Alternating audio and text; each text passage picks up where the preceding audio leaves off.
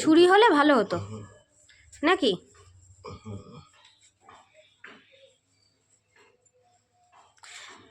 দেশি কুমড়ো তো খেতে বেশ ভালো লাগে।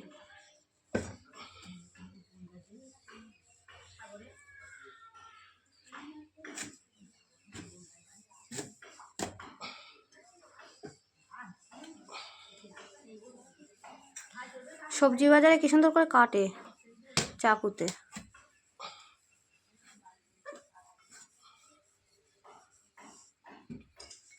রুটি আর কুমড়ো আলুর তরকারি দারুণ লাগে। রাত্রিরে রুটি হবে আর কুমড়ো আলুর তরকারি, তার জন্য কুমড়োটা কেটে রাখা হচ্ছে। হ্যাঁ, ফালি বেরিয়ে গেছে, এক ফালি দানা হয়েছে, হয়তো দানা আছে।